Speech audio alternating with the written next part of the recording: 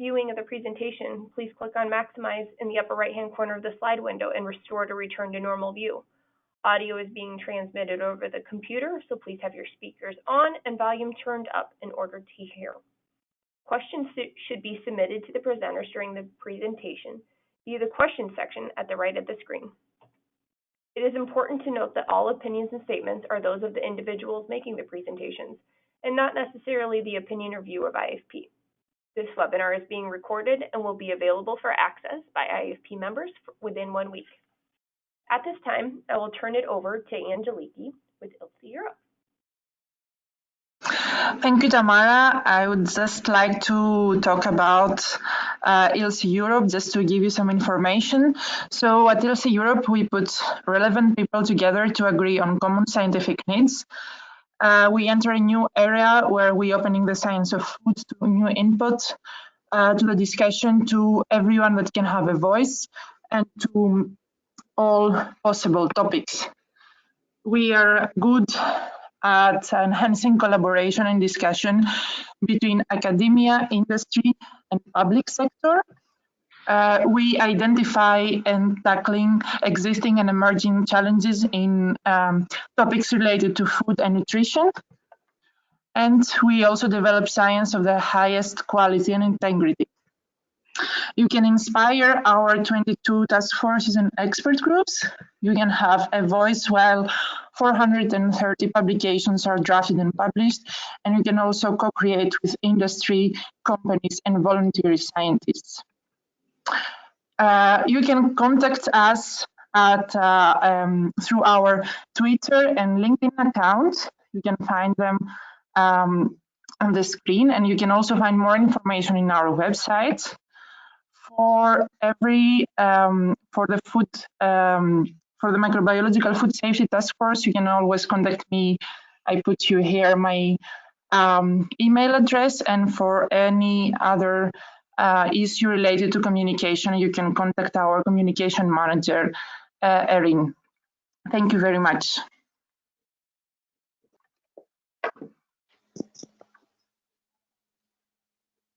And now I will turn it over to today's moderator, Alvin Lee. Okay, good morning, everyone, and good afternoon also for some of you who are joining us halfway around the world. Thank you for your time. We are here. We have 3 presentations here today, and I'll just briefly go through what the working group has done over the last couple of years. So one of the first meetings that we have was in 2015 in Brussels, and the group consisted of 7 researchers and 7 from the food industry. They are experts in their field, and they are funded by ILSI through the task forces. I won't go through all the names, but the 3 speakers here today are also part of the working group. And then the outputs of the working group, as you can see here, is some publications that have come out through, for example, the International Journal for Food Microbiology that publishes the outcomes and also the findings. Why viruses? It's because viruses are still an issue. They are frequent, and they are also an under-recognized cause. The ingredients and finished products are affected, and generally this impacts multiple countries. It impacts global trade. There are a couple of examples here listed that has significant impact. For example, hepatitis A in frozen berries, noroviruses in frozen strawberries that affected thousands in Germany. And also some of the recent events in 2018, the Winter Olympics, that affected a number of competitors as well. Some of the issues, I guess, that we looked at are also that you'll hear today, interpretation or positive detection. What are the control measures throughout the food chain, and what are the risk assessment that can be translated to industry. So in the agenda for today, here next we have Fabienne Fabienne Hamel is from bioMérieux in France, and she's going to talk about the pros and cons of available methods for foodborne virus detection. And then following that, we'll have Elizabeth Golka from Arla Foods in Denmark. We'll discuss translating risk assessment of viruses into practices. And we'll round off the presentation with the effect of processing technologies to control viruses in foods by Sophie Zuber at the Nestle Research Center in Lausanne, Switzerland. And then I will come back and sort of wrap things up with some of the challenges and gaps. And if you have questions, please submit questions using the question box right above the chat box that you will see.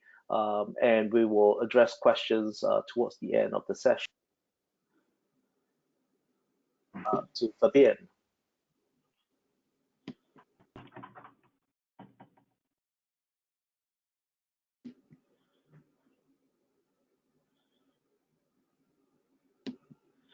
Good morning, good afternoon, everyone. So we will move to methods for detection of foodborne viruses. And basically, you will see it's kind of a challenge. And basically, you have to forget everything you know about bacteria when you are thinking about virus detection in food, because you have to forget everything about enrichment. So, sorry. What are the challenge when you are looking for foodborne virus detection methods? It has to be sensitive and specific, broadly reactive to be able to detect all human genotypes, because you have to remember that viruses are microorganisms that are very used to mutation. The methods are to be used for detection, but also, if possible, for genotyping. Of course, the methods has to be rapid or to have real-time results, to be able to get very low detection limits, because you have to keep in mind that just 10 to 100 viruses are enough to get sick, so it's quite low. The method has to be easy to use, portable or without needs of specialized equipment. We have to be able to detect viruses in a variety of sample types, food, but also sometimes environmental samples. And we may also think about the adaptation of the protocols to different food matrices. And if possible, we should be able to distinguish between infectious and non-infectious viruses. So actually, we have an international reference method, which is the ISO 15216, and you have two parts. Part one, it's for quantification, and part two, it's for qualitative results. This ISO standard is focusing on noroviruses, genogroup 1 and 2, and hepatitis A virus. And here you have the workflow of this horizontal method. So you have different matrices that we are focusing on. So we are focusing on hard surfaces, salads, soft fruits, bottled water, and bivalve shellfish. For each type of matrices, you have a specific sample extraction. So for hard surface, it's quite easy because it's just swabbing. For salad and soft fruits, you have to rinse homogenize in glycine beef extract buffer at a basic pH to be able to desorb the viruses from the salads or the fruits. Then you have a concentration using pH. For bottled water, it's mainly concentration. And for bivalve shellfish, you have to target your detection on digestive tissue where the viruses are concentrated. And basically, you are making a proteinase K treatment to recover the viruses, and then pH, and then concentration.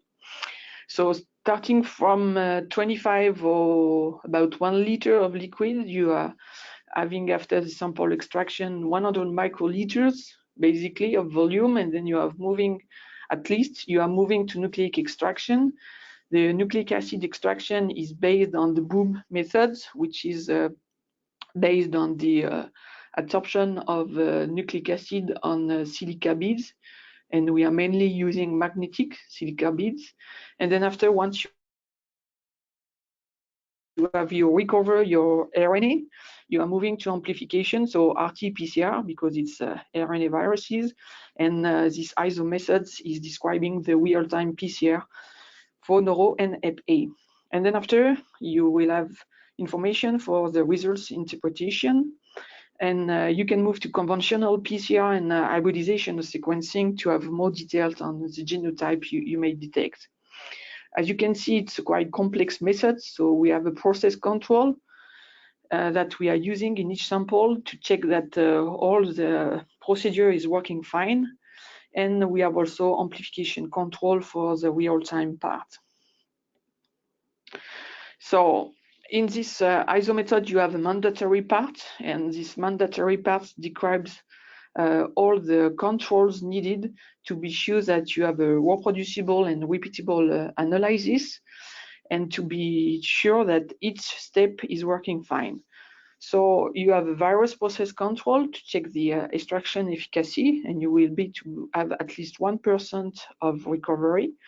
And in the annexes of the ISO, you have the description of the use of the mango virus VMC0 strain. Then you have some controls for the RT-PCR efficiency using an internal positive control. So you are using RNA molecules. Then if you are moving to quantification, you have to prepare plasmids and double-strand RNA molecules. For RT-PCR, you have different controls. Viral RNA to be able to evaluate your inhibition, and plasmids also. And of course, you have negative controls for the whole process and also for the RT-PCR part. So for each method, you will see you have pros and cons. If we're looking for the pros of the ISO methods, you can target the major viruses and food matrices that were implicated in food outbreak. It's quite a simple setup, and all in the ISO you have detailed protocols on the reagents and all the equipment needed. It is an international reference method. You can have quite a high confidence in your results due to the use of all the controls that are detailed and all the criteria for the interpretation of the results. As it is international, you can increase the implementation of these methods in different labs at the international level. You have the chance to write formulation of guidelines.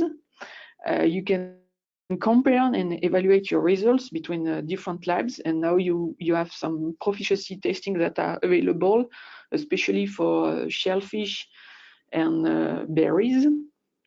It will also facilitate the accreditation of laboratories for this virus testing. And based on these reference methods, you have some commercial solutions that are also available.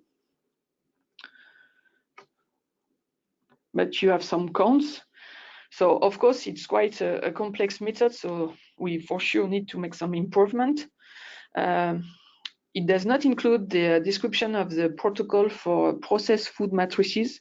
We are mainly focusing on raw matrices. There is a high number of controls, so it increases the cost.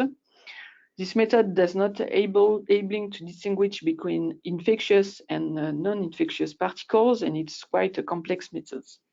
I have also to mention that you have a BAM methods that is described mainly for hepatitis A in some limited foods, and the sample preparation is mainly based on ultracentrifugation. If you are looking for quantification and confirmation, there is some pros because it's very useful to make outbreak investigation, to have data on risk assessment. The routine quantification can give you some data to establish a baseline level of viruses in food and to implement some acceptable levels based on the food safety issues. And a systemic confirmation of RT-qPCR results by sequencing, if it's possible, it's very helpful to provide the information on virus strain in epidemiology. But you have also some cons. So the confirmation using sequencing is sometimes very difficult because we are facing some very low level of detection. The viruses in foods is not always evenly distributed, so this raises the question of sampling issue. The low level of viruses can lead to variation up to 1 log or more. This is what we are observing during proficiency testing. We are targeting short amplicons, so sometimes this size is not suitable for typing. Of course, if you are moving to quantification and confirmation, you increase the cost and the time of the testing. So that's why it was also the question of the detection of intact virus capsid. So in the last several years, we've seen a lot of different technologies that have been published, such as the use of RNA treatment, the use of intercalating dyes, such as the propidium or etidium monoacid or other ones, the use of histoblood group antigens, so HBG glycan for specific capture, the use of monoclonal or polyclonal antibodies, nucleic acid heptamers or target peptide using flash display, or the detection of oxidative damages on the capsid proteins, and also you have other one. But also these methods have some pros and cons. So for the pros, of course, it reduces the overestimation of the number of infective virus particles, but on the other side, you need a broad range of reagents that need to be developed. You need to carefully evaluate your protocol according to the type of matrices you will focus, but also on to be sure that you will detect all the different viruses and especially the genotypes, especially for norovirus. So sometimes you need a specific reagent for a specific genotype. The question of infective and non-infective controls must be included because you have no standardization for this method at the time. And of course, it's also increasing the cost compared to the ISO standard methods. You have also now the possibility to make the detection of infected viruses using cell culture. So cell culture is available for some strain of HIV since a long time now, but it's not easy to apply for routine detection in food sample. Now, since a few years, we had a real breakthrough for norovirus cell culture. So the first one was published 3 years ago, and it concerned the replication of the human noroviruses in stem-derived human enteroids. So it's quite a complex method that need to be optimized to be easy used by different labs. It works really fine on clinical sample. It needs really to be optimized when we are focusing on food matrices. And very recently this year, by the team of Van Dijk, we had a description of the replication of the noroviruses in zebrafish larvae. This method seems to be really simple for norovirus replication and seems to be very promising. You can have here, this is the larvae, and you can see here the red spot showing the noroviruses replicating in the larvae. So for the moment, these methods are not for routine testing in food because it's quite complex to implement in a lab and time consuming. It's cost and time effective, as I said. So those methods of cell cultures are mainly used for evaluation of the effectiveness of control strategy, inactivation methods to see the impact of, for example, cleaning process, evaluation of disinfectant, the impact of food matrices, and so on, but not at the time for routine testing. You have other methods for the detection of infected viruses. So the ICC RT-qPCR, so ICC for integrated cell culture. So that means you are making a cell culture prior to molecular detection. So you have an increase of the sensitivity. It's described for the moment for HIV, not for noroviruses. So you are able to detect viruses that do not show the cytopathic effect. So you don't need to wait for several days to see the cytopathogenic effect. So it shortens the time for analysis in comparison to cell culture, but the cost is really high and it's not a standardized methods for the moment. Of course, with new technology arriving, we are seeing new papers using these new technologies for foodborne viruses detection. One of the most described is now the digital PCR.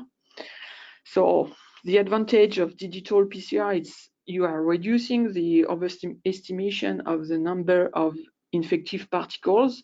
So you improve the sensitivity and your accuracy. You can see here the difference when you are using RT-qPCR or digital. You are really more precise. But there is also some cons, because to implement digital PCR, you need a broad range of reagents that need to be developed specifically for viruses, which is a new topic.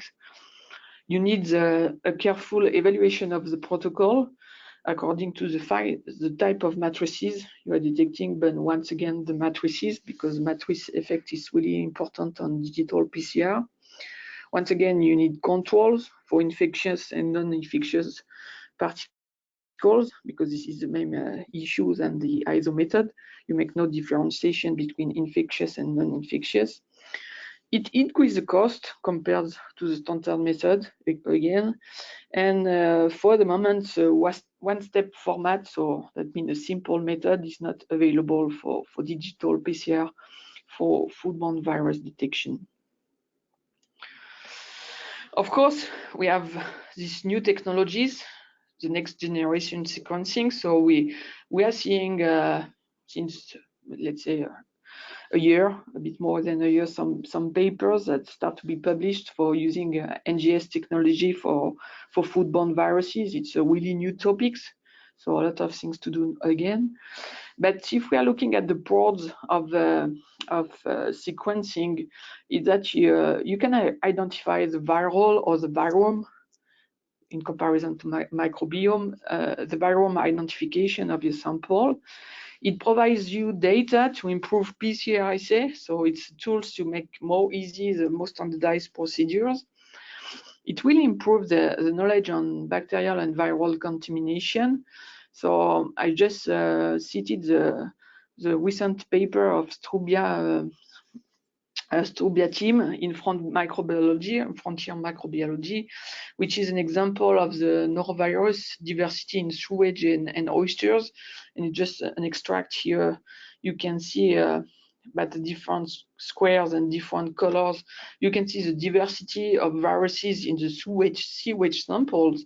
And when you use this sewage sample to make the artificial contamination of the oysters, you can see that we are mainly focusing on some type of viruses, and especially here the one we are interested in, which has the Caliciviridae here.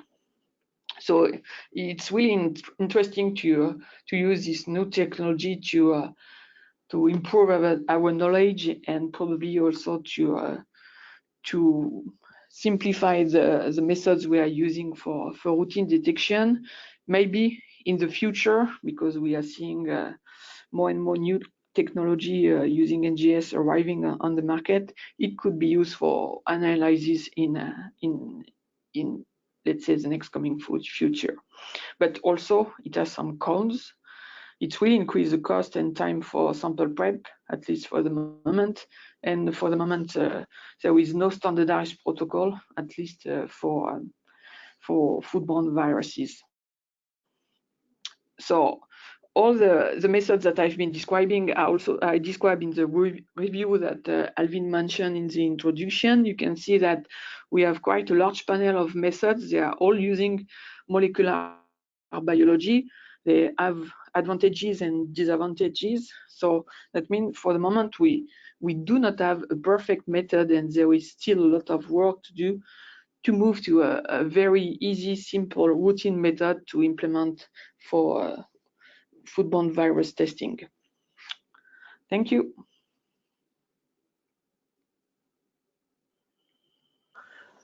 All right, thank you, Fabienne. Next, moving on, we have Elizabeth from Our Foods in Denmark, who will talk on translating risk assessment of viruses into practice. Lisa, I'll hand over to you. Thank you, Alvin. Good morning, good afternoon, everyone. So from Alvin's presentation, it's clear that viruses have a significant impact on public health and are therefore important hazards to manage in food. To manage hazards like viruses in food, the risk analysis framework has been suggested by WHO and FAO. A risk analysis is a process consisted of 3 interconnected components: risk assessment, risk management, and risk communication. Risk assessment is a scientific process that aims to quantify the risk the hazard poses, with risk being defined here as the probability and severity of an adverse health effect consequential to a hazard present in food. Risk management is the process of selecting, implementing, and monitoring suitable options to accept, minimize, or reduce the assessed risk after carefully evaluating the contents of the risk assessment. And risk communication is the interactive exchange of information throughout all relevant stakeholders during the risk analysis framework. And the relevant stakeholders can be the industry, academia, consumers, and food businesses, and other interested parties that are affected by the conclusions of the risk management. And in our paper, we focused on the risk assessment and the risk management components of the risk analysis framework, and that was done by reviewing approaches available for the risk assessment of viruses, or by reviewing the effectiveness of available processing control measures. And Sophie is to talk about this more in a few moments.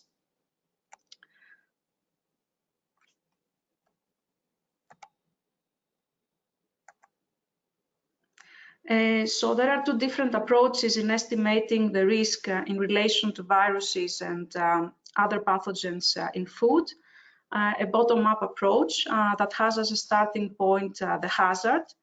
Here the agent is followed throughout the food chain, taking into account factors that affect its presence in food to produce a prediction of risk to human health relative to other agents and or foods. And this risk assessment approach is also known as a food chain based approach. And then there is a second approach known as the top-down approach that has as a starting point the risk itself. And here an analysis of epidemiological and public health data is the basis for identifying hazards of relevance for the protection of public health. And examples of top-down risk assessments can be disease burden studies like with TALIS or QUALIS, risk ranking studies, risk factor studies, and outbreak studies. When it comes to top-down and bottom-up risk assessments, depending on the availability of data, these risk assessments may be qualitative or quantitative, and that has to do with whether the components are connected by models or not. So if they're connected by models, they're quantitative. And depending on the level of detail in the available data, a quantitative risk assessment may be deterministic when inputs are point estimates, or stochastic when the inputs are incorporated in the form of distributions to include variability and uncertainty.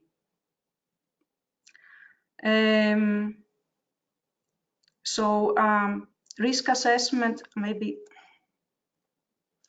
risk assessment is consisted of 4 estimation components when we're talking about bottom-up risk assessments.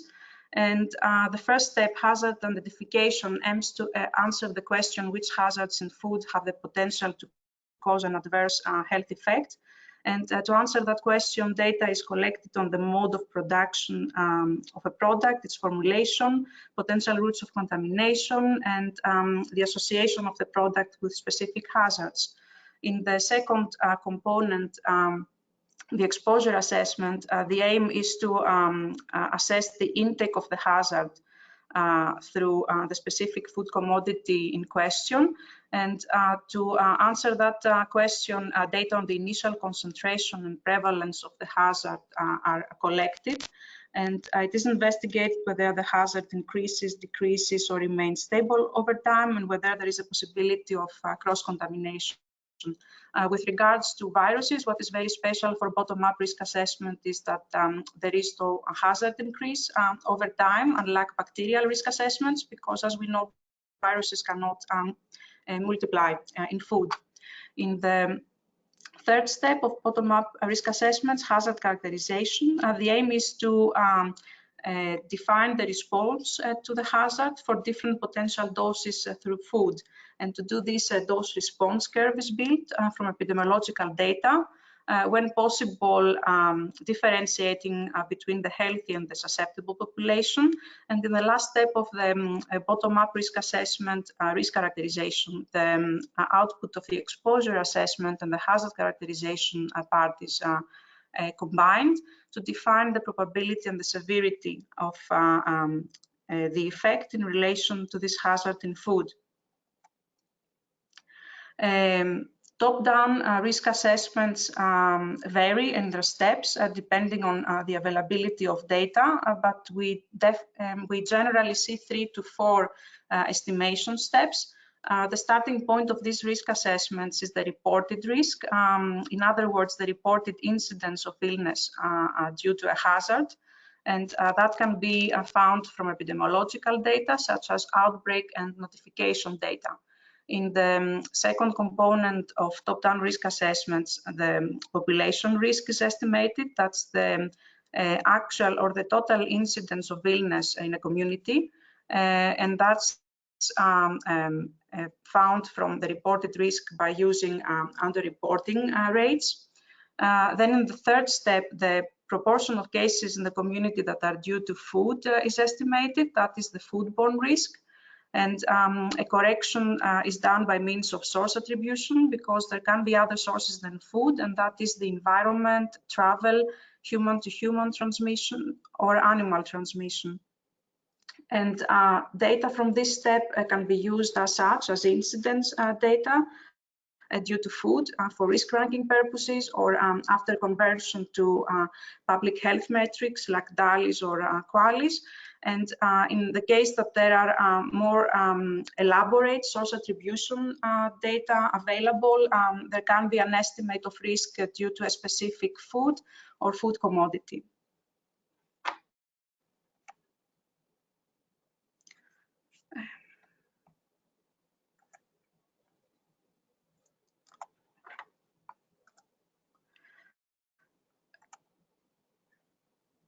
So the aim of our paper was to create an overview of risk assessments in relation to viruses in food. And this did not include risk assessments on irrigation water, because they're dealt with in another ILSI publication by De Keukelare, published in 2015. What we found in our studies that there are approximately 23 publications on bottom-up risk assessments for viruses in food that represent 36 product virus combinations. And the majority, about 3/4, are quantitative, and about 1/8 qualitative, and about 1/8 deterministic. And what we see in this graph is the focus of the risk assessments when it comes to product groups or viruses. So what we saw, and it was not a surprise, is that the bigger focus when it comes to product groups is on leafy greens, seafood, and forest fruit. And this has to do with a large number of outbreaks in relation with these specific food commodities, though there was also a number of risk assessment dealing with other food groups like poultry, eggs, pork, and drinking water.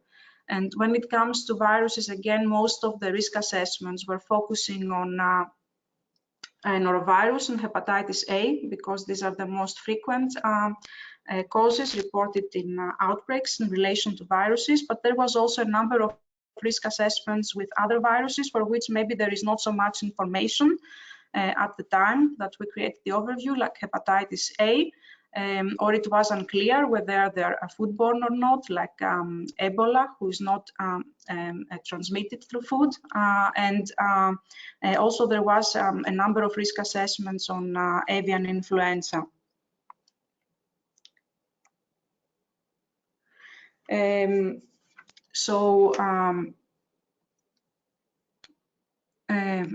what are the differences between the two different groups of risk assessments that we studied? Both types of risk assessments can be used to decide on interventions, but of a different kind. When it comes to bottom-up risk assessments, the suggested interventions are based on the effect of processing and consumer practices.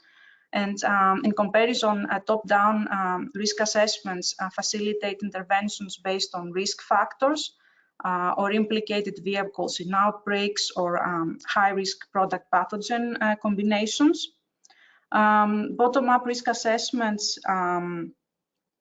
may focus more on evaluating the efficiency of different intervention strategies rather than providing a precise estimate of the risk.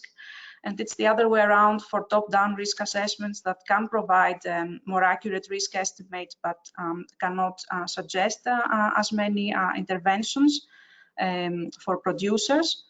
The bottom-up risk assessments are more useful for maybe the industry and the food chain safety management, while the top-down are more relevant for public health authorities and governmental food safety management. And what is important to note is that new knowledge from one type of risk assessment can help improve the other type and vice versa.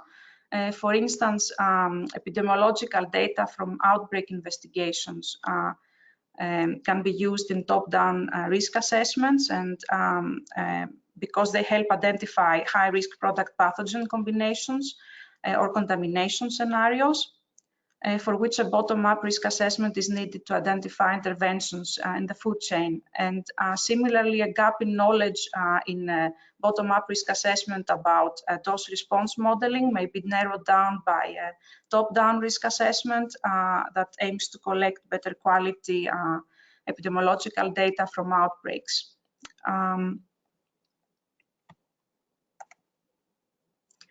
So what were the most critical interventions that we identified in this overview for the control of viruses? We found 4 general interventions to be of critical importance. And the first was setting adequate targets for inactivation. An example is the Codex recommendation for heating at 85 to 90 degrees for about 1.5 minutes. A second intervention is the importance of raw material and food production controls by means of good agriculturing practices, good hygienic practices, good manufacturing practices in combination with suitable validation and verification measures. Another important intervention is to have increased surveillance for high-risk food commodities like soft fruits, and to control the spread of viruses via food handlers, and for instance by having adequate hygiene and a suitable period of absence or sickness leave that includes also the asymptomatic food handlers.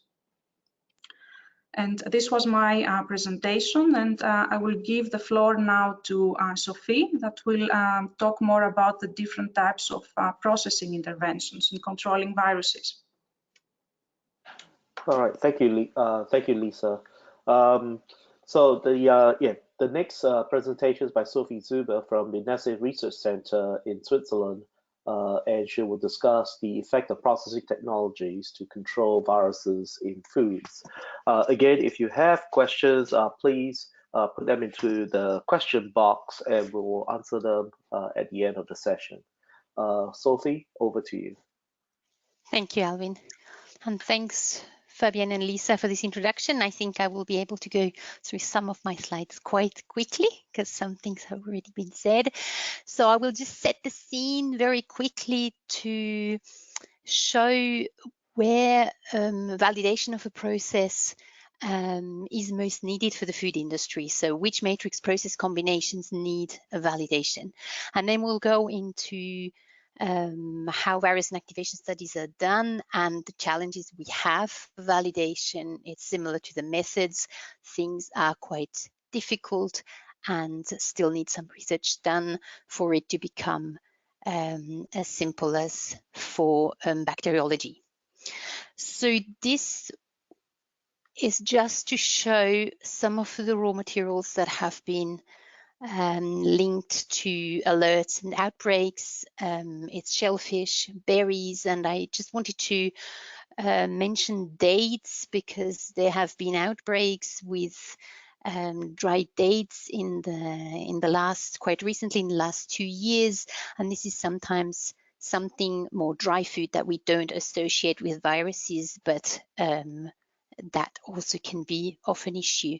And there has actually been a surveillance study of hepatitis A virus on fig and date samples showing that you can detect those viruses also in dried dates. So when you want to validate a food process and look at virus inactivation, you need to know which target reduction you want for viruses, and this is actually quite a difficult question. So I take the ICMF's MSF equation to explain that. So what you would like to know is the initial load of viruses in a certain raw material, and then you can look into the reduction that you need to achieve. What is nice for viruses, that's probably the only simpler thing we have compared to bacteriology, is that we don't get an increase after reduction because there is no growth in a food matrix.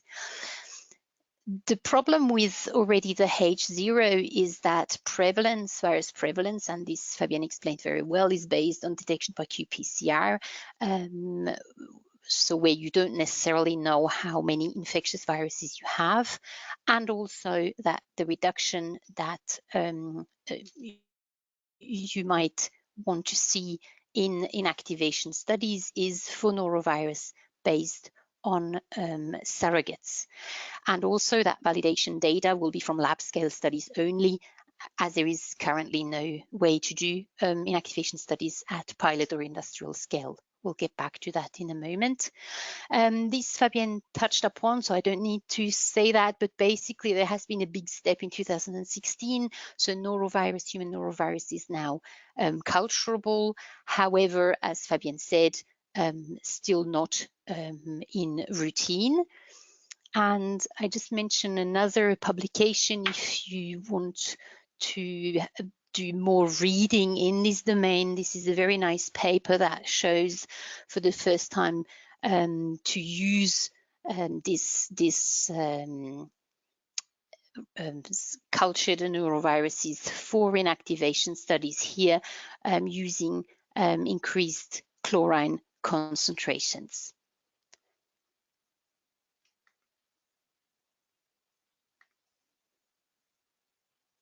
So let's go back to which matrix process combinations are of highest interest for the food industry. So you can see here the different raw materials that are of highest risk for viruses. That's the shellfish, lettuce, berries, and also I have here meat because of hepatitis E, which we have not talked a lot about, but is certainly a virus that is increasing and of increasing public health concerns.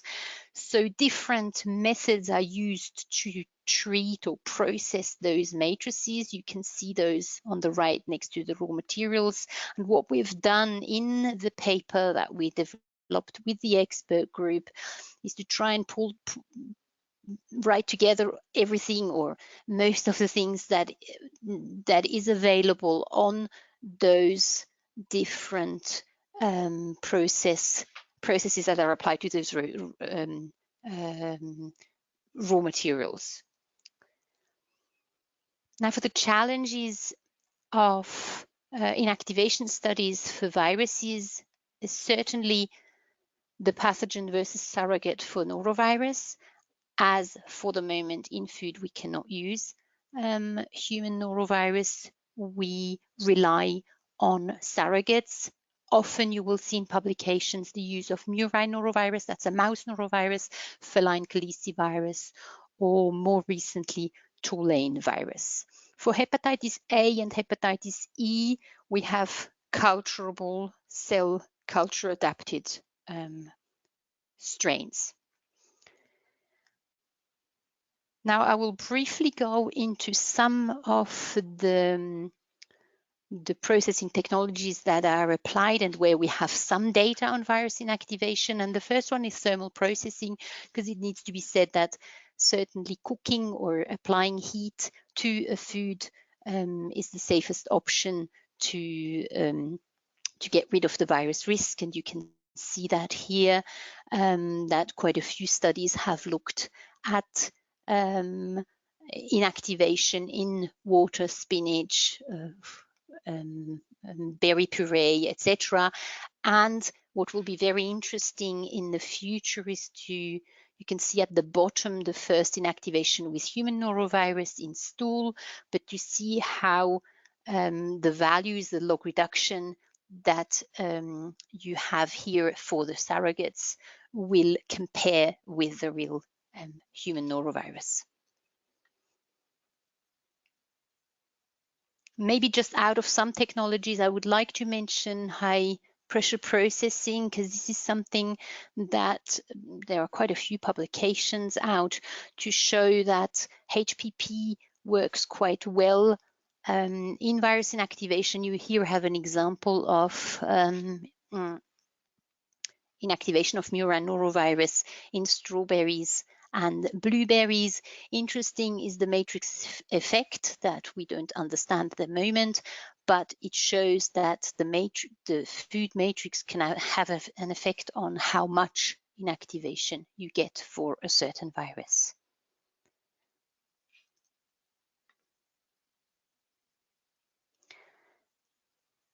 I also want to briefly mention a study that was done on ozone gas, and it shows another problematic that we have with validation studies. Here you can see that on the right, MNV, so the murine norovirus inactivation by ozone gas, was compared with a bacteriophage, MS2.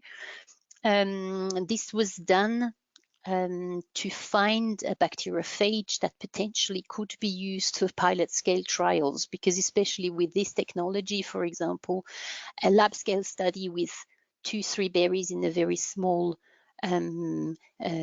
containment might not reflect what you would see in a storage room full of berries, and therefore you would need something else, such as an easy to grow non-pathogenic bacteriophage to do that. But you can see here that MS2 was more sensitive to ozone gas in this study, and in general we don't have suitable surrogates for pilot scale trials available for the industry.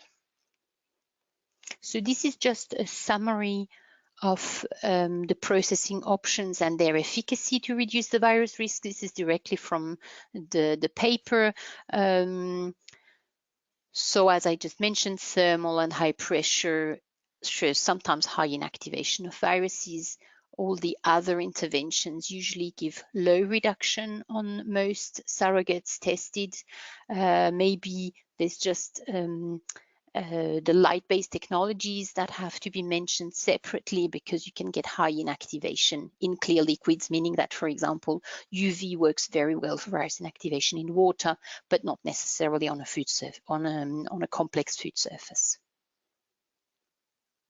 Now, this is my last slide. I think what we have together shown is that what is very important if you want to control and minimize the virus risk in food is to minimize the viral load in the field. You can see here that if you have a harsh process such as a thermal treatment applied to your food, you might be able to reduce viruses to a level where you don't have infectious virus anymore. However, if you only have a very minimal treatment applied to your raw material, you really need to reduce the virus load in the food at primary production. And my second message that I would like to get through in this webinar before we start answering all questions is that there are still a lot of research gaps that need to be filled in order to be able to better validate food processes for viruses. And this includes a wider application of cultural human norovirus and hepatitis E. It needs development of surrogates for pilot scale validations, and also fill all the gaps regarding surrogate choice, inoculum level, and inoculation methods, because when you go through the papers of the different inactivations that have been done, those parameters vary a lot and do not allow to compare studies easily. And with that, I head back to Alvin. All right, thank you, Sophie. Okay.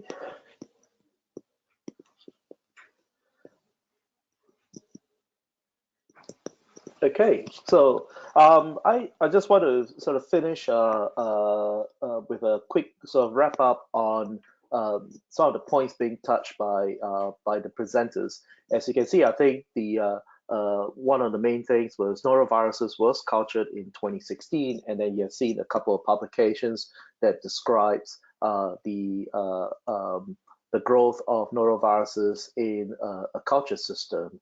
So some of the challenges and gaps would be, what about evolution of detection methods, their impact, and what about the interpretation? I think that's one that's sort of opens up more questions than answers itself. We also now have, with the target reduction, there are control measures out there that can be useful, but what is a realistic target reduction over the retention of beneficial nutrients and quality that may have? And then what about validation? We have to validate control strategies now. What are the process that needs to be followed in order to conduct valid validation studies, and also translation of results from surrogates? If we are using surrogates in an environment here, then how does it translate across to the actual pathogens?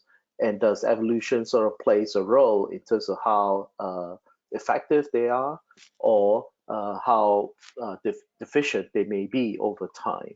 So with that, I would like to sort of open the floor to questions. Please feel free to put in your questions into the question box. There are quite a few questions coming in already, and I'll try to answer them as best as we can. The first one goes to all the speakers, is whether what is your view on mandating hepatitis A inoculation for all food industry workers, especially for the ready-to-eat and food service employees? Anyone care to take their first shot at answering?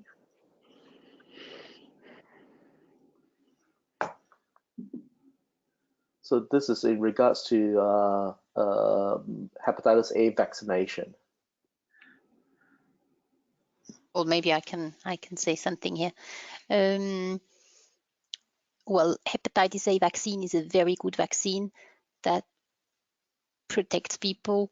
It's a lifelong vaccine, so we are very lucky to have that.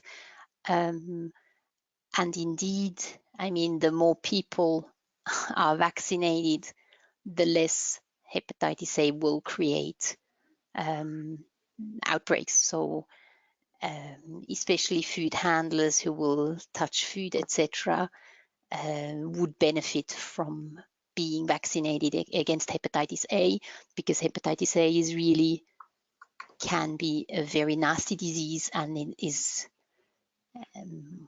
also lasts potentially very long, so several weeks of quite severe illness. Thanks, Sophie. There's also a question here, probably for Lisa, is there a tension between risk assessment circles, between the bottom-up and top-down approaches? Hello, Alvin. Could you repeat the question? Is there a difference, or is there a tension in risk assessment circles between the bottom-up and top-down approaches? tension like in friction. No, I think they're like you have both of the approaches taking place when the data are available, and it just depends like yeah, which type of risk assessment would you go on where you're working. Like if you're working for the industry like Sophie and me, you would go for a bottom-up risk assessment because you want to have a safe product. So you would start from yeah, the hazard in your product and then move up. What is happening in the industry is that you have what we call an industrial risk assessment. That actually it's half a real risk assessment. So we stop at exposure, and then we make sure that the levels are really low.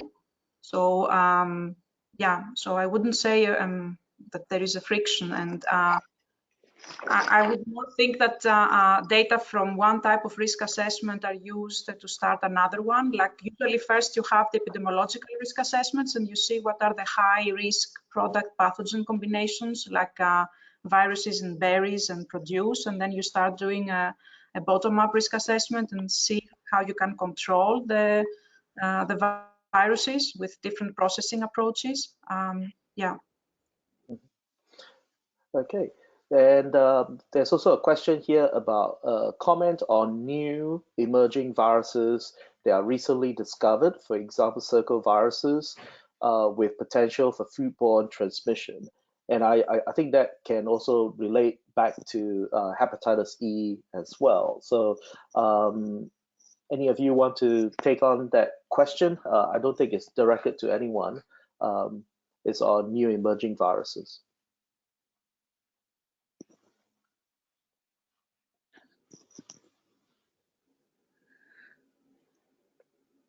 Maybe I can say something. Certainly they need to be watched and looked at, but I think from an industrial point of view, if you control the viruses that we know well, in that, for example, hepatitis A, you will mitigate other maybe still unknown viruses by whatever control measure you put into place. Mm-hmm. Yeah. This one is the next question is for Fabienne. Is what are the next steps in standardizing and improving the reproducibility of the enteroid or the zebrafish assay methods? I will say that for the moment, the next steps are not concerning food matrices, and mainly concerning clinical topics. The first one is to be sure that every lab is able to reproduce such cell culture methods, and to better understand the fundamental on the replication of these viruses, their properties, how they survive and everything, and then after we can probably move to application to food matrices. But once again, we have this A cell culture for quite a long time, and based on routine testing of foodborne viruses is not something that is easy to handle. Mm-hmm. Fabienne, this is probably one for you as well. With the treatment of pathogens with phages, for example, is there a chance for interference to occur on the detection of pathogenic viruses then? That's a tough question. Yeah, there is. There is for sure there is some risk because we know viruses are very common to mutation, but I don't know. This is for sure topics that we will to go deeper in and to have better answer. Yeah. And also, how accurate are virus detection assays given the high likelihood of contamination? Is there a way to verify the effectiveness of a test? There are some discussion sort of looking at the CT values to determine accuracy, and how does a high CT value indicate contamination or detection of the virus? I think Fabienne, you have addressed some of this before, so I'll let you answer that question. Yeah, there is quite a lot of discussion on the meaning of a very high CT value. I will give my opinion. For me, if you have CT value higher than let's say 40, for me that means you are detecting less than one genome copy, so it's meaning nothing for me. So I will focus really on lower than 40 CT value, looking at the shape of the curves, looking at all the internal control that needs to be used to improve the confidence we may have in the results. So this is something for me really important to look on when you are implementing virus testing in a lab. Mm-hmm. And I mean, for example, for when we set up the ISO method, we've made a ring trial to establish the biological performances of the methods, and we were spiking all the different type of matrices with quite low level of viruses, around 10 to 100 viruses, and we have been observing CT value lower than 40. So for me, so high CT value between 40 and 50 has no meaning for me. Okay. This is one that I think I get asked all the time as well. It's probably for all to answer, to take a look, is how far away are we from a metagenomic approach that's affordable and specific and available for virus detection?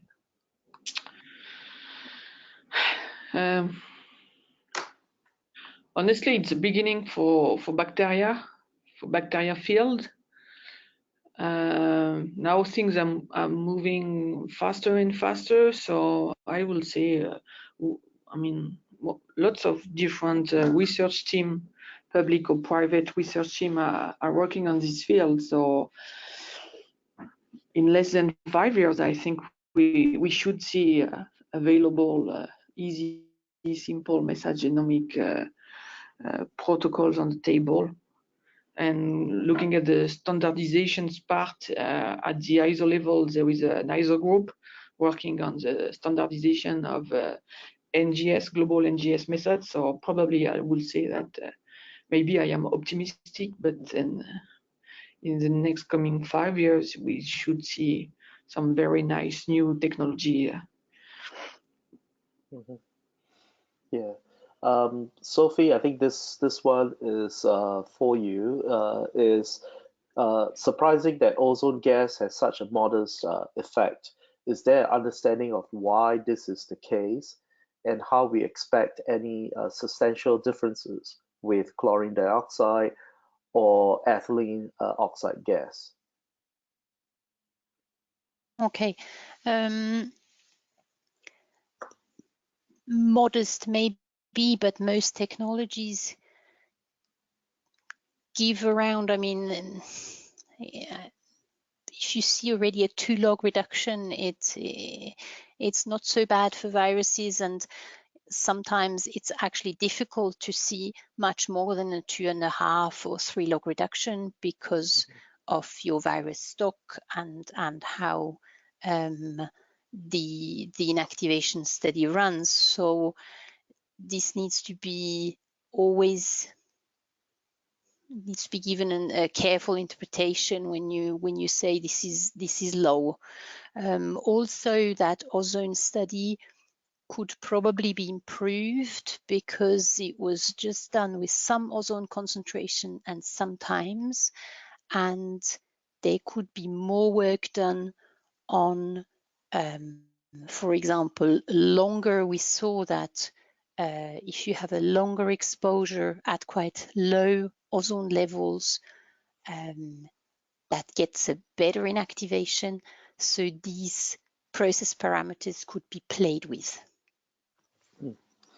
So, and with the target reduction levels as well, Is there what do you think about a standard way of looking at target reduction? Is a 5-log reduction sufficient, or is it more of an overkill? And we have to balance that out in terms of how those food products that may be susceptible to viruses may react in terms of usability of the product itself, and also retention of those beneficial elements of that products, because those products are highly sensitive to heat or to or perishable products. Yeah, I think that remains a very tough one, because when you look at surveillance studies and how many positives you find, it's actually very, very low levels, meaning that in most cases you would not need a 4 or 5 log reduction. However, we know that sometimes you might have a piece of that or some parts of that batch that might be a bit more highly contaminated, and because you don't need many viruses to create an outbreak, this is really a tough one that I don't think anybody has an answer for at the moment. Mm-hmm. Are you aware of any newer technologies that will prevent microbial contamination in food production facilities? So, things like hydrogen peroxide gas, or any new technologies that's effective.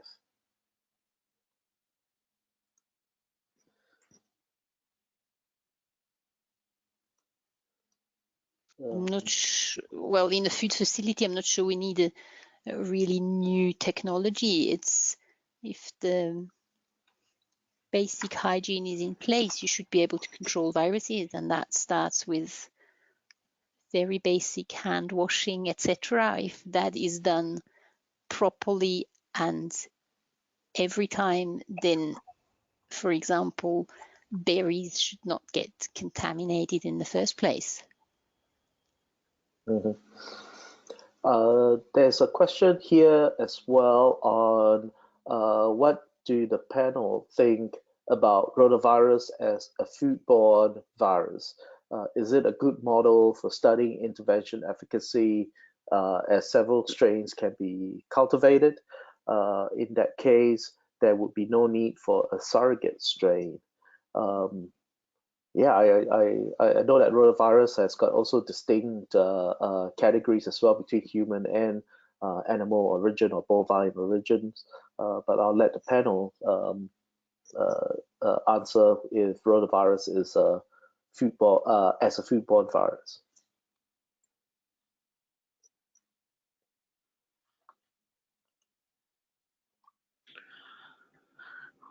There is a very few papers describing rotavirus as a source of foodborne outbreak, very few. Mm-hmm. And for me, as the use of rotavirus as a surrogate is, yes, could be an option, but we have to keep in mind that the rotavirus has a capsid which is quite of specific with 4 different layers. So maybe these viruses may have a different compartment than noro or epi. I don't know. Okay. I don't know what you think. Yeah, I think it remains to be determined, but I do know that rotavirus do have what called infections in humans too. So yeah, there are many questions coming. So I don't know, Tamara, if we have enough time to answer all of them.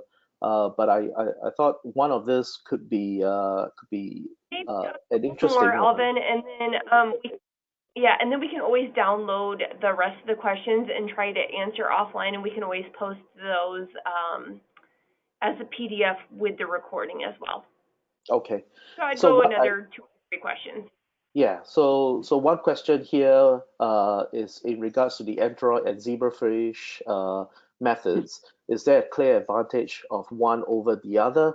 Are there circumstances where the optimal choice may change? That means using one over the other, I guess. Fabian? I'm not the best specialist to discuss about cell culture, but based on what we have seen on the last ILSI virus conference last month in Sydney, it's really seems that the zebrafish seems to be a really simple methods, really simple, easy to implement in a lab. So I know that now it's published. Many different teams will have a look on it, trying to see if it's reproducible and which information we can have from this replication system. But based on papers and what we have seen, yes, it seems to be much more easier method than the one with the enteroids. But once again, maybe I'm not the best one to answer the question. Okay. One last question here. There are still quite a fair bit to go, but this one last question before I hand over back to Tamara is, are we there yet in terms of trying to discriminate between viable and non-viable viruses? Is the PMA qPCR an accurate method to do so? I guess back to the panel.